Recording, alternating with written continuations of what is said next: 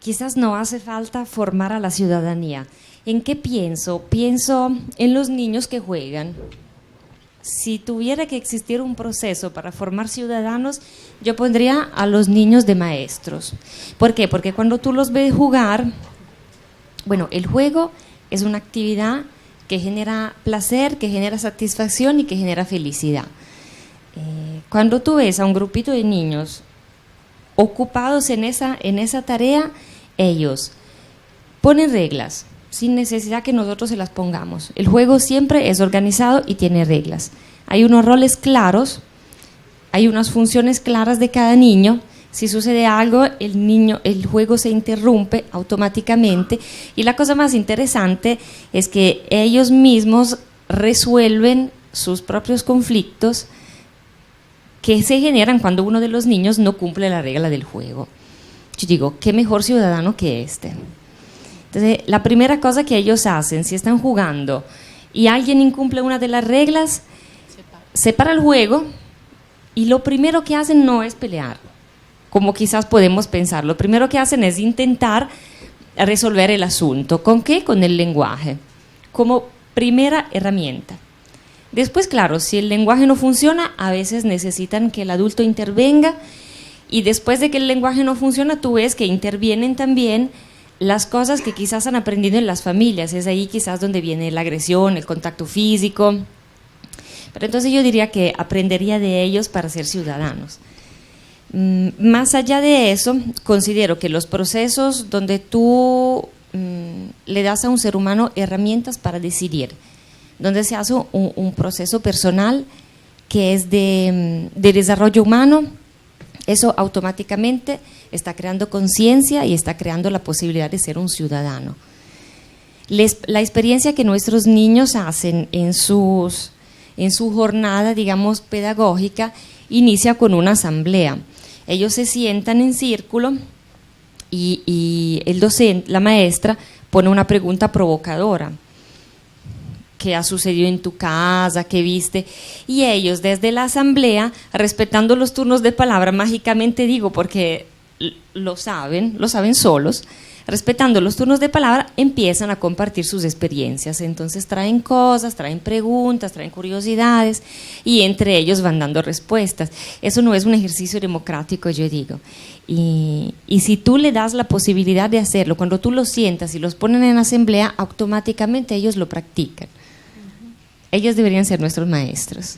Yo estoy completamente de acuerdo con esa posición. Creo que es como si estuviéramos hablando de la Universidad de los Niños en la Fundación Las Golondrinas. Pasa exactamente lo mismo.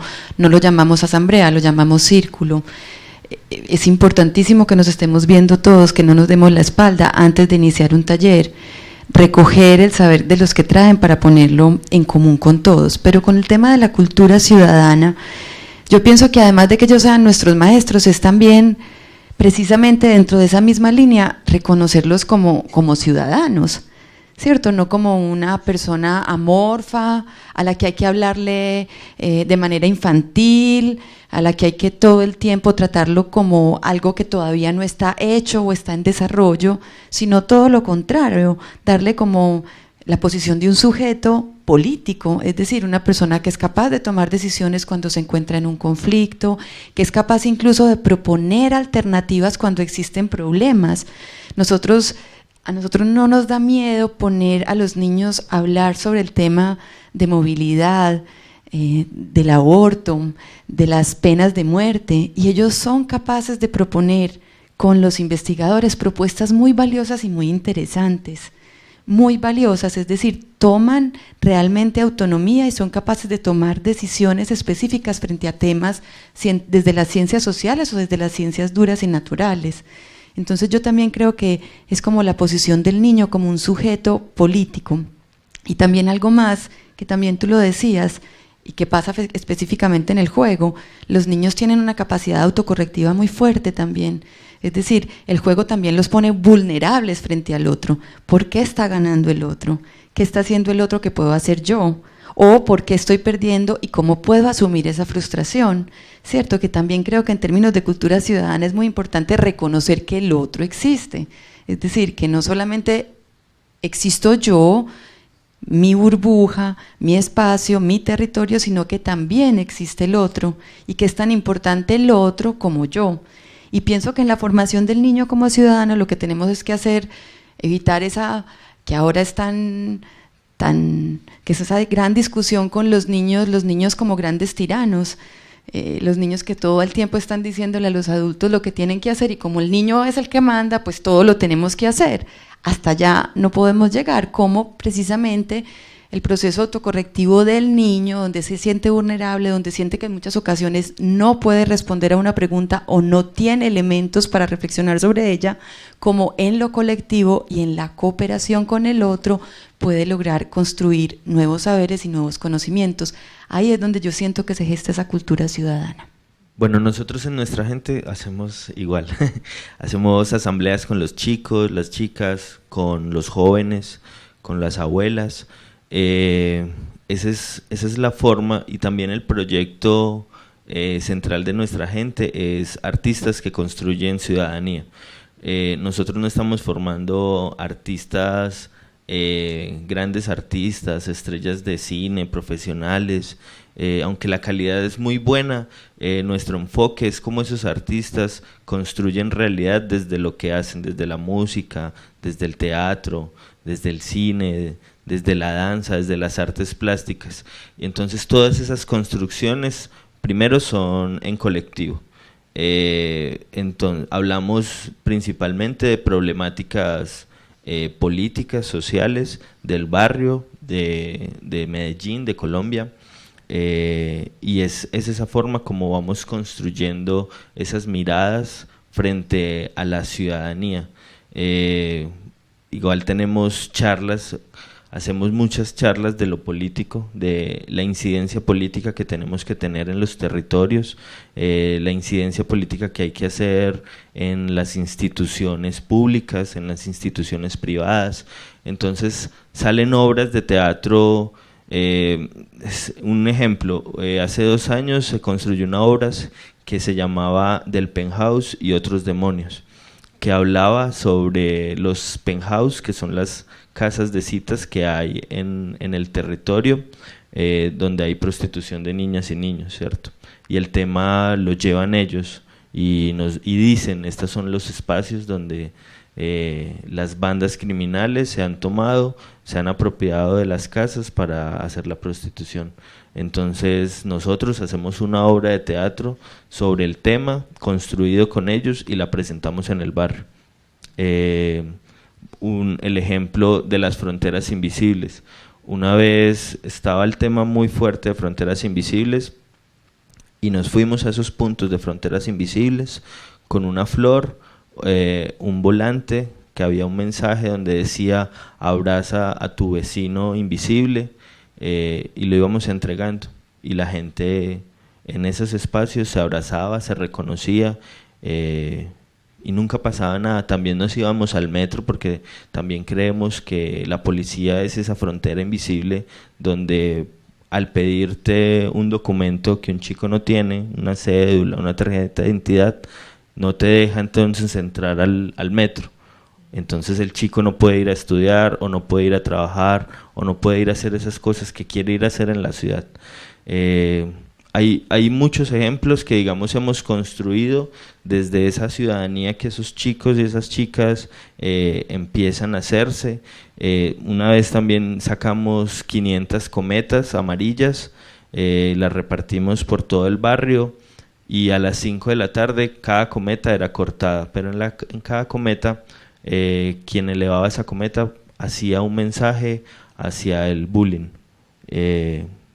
Esos mensajes tradicionalmente eran sobre el abrazo, el amor, el beso, el respétame, yo te respeto, y bueno, no sé si todas las cometas cayeron porque muchos niños quisieron seguir elevando esa cometa, pero ese mensaje sigue en el aire para esos niños también que no quisieron cortar su cometa.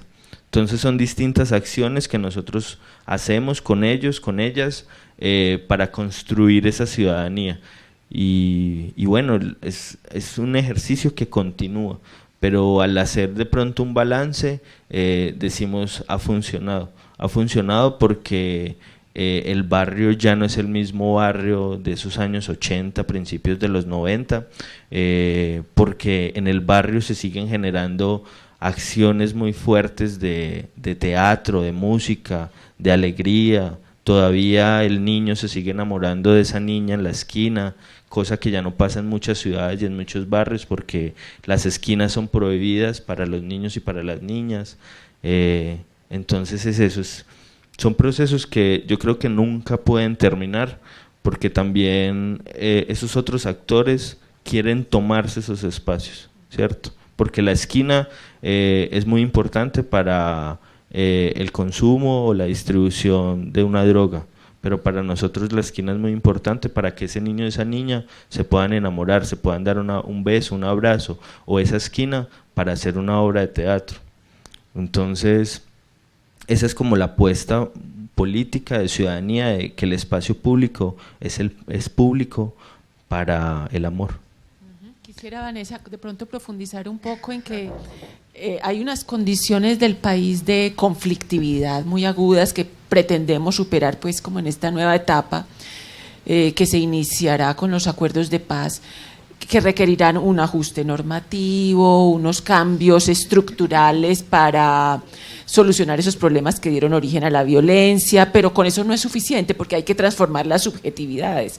Y es ahí donde este tipo de programas pueden tener algún impacto. Ya Gabriel lo dice, con intervenciones como es del orden de lo simbólico, diría yo, ¿sí? En el campo el conflicto ha sido muy agudo.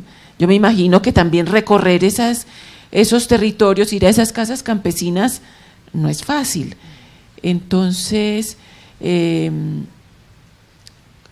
¿cómo lo que ustedes hacen le apuesta a la convivencia y a crear una Colombia distinta? Mira, yo creo que ahí lo fundamental es que mucha gente, o digamos, ayer estaba leyendo a Estanislao Zuleta, y Estanislao Zuleta dice en un texto muy lindo sobre la guerra y la paz, que lo más peligroso de la guerra es, bueno, dos cosas. Primero, que las tendencias pacifistas siempre nos quieren poner como en un océano de mermelada, donde todos somos amigos, donde no hay conflictos, donde todos pensamos igual y todos jalamos para el mismo lado.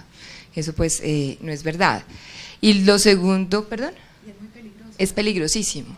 Y es una tendencia pues que ahora en la época del posconflicto tenemos que tener mucho cuidado, pues todas las fundaciones. Lo segundo que decía era el peligro de la fiesta de la guerra.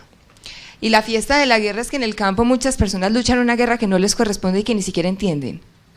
Entonces nosotros llegamos al campo y nosotros no tratamos a campesinos, indígenas, paramilitares y guerrilleros de manera diferente. O sea, simplemente es una población colombiana, rural, que está recibiendo un mensaje. La manera en la que nosotros intentamos construir, además no me gusta el término ciudadanía porque esos son rurales y la ciudadanía viene de las chivitas, de la ciudad, entonces no es, digamos, el mismo concepto no podría ser aplicable, porque además que viva la diferencia, ¿no? Porque todos tenemos que ser también en esa homogenización, que todos tenemos que ser pues muy cultos en ciudadanía.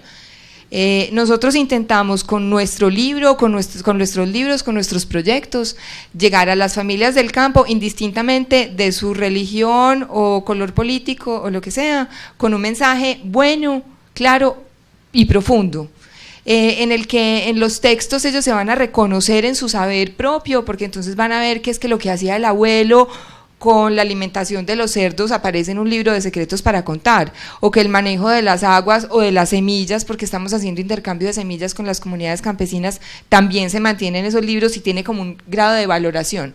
¿Qué es lo más triste que se ve en el campo? Es que la gente vende su tierra para venirse a comprar una moto, a pasar trabajo en la ciudad, porque es que Medellín es lo mejor, hay que comprar tenis y tener una moto.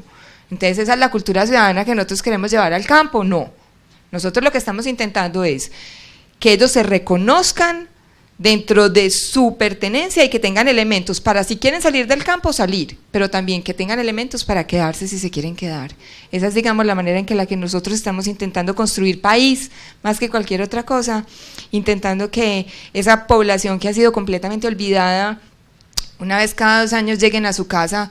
Yo llegué en estos días a una escuela y una maestra me dijo, yo llevo 18 años aquí y por aquí no viene ni la guerrilla.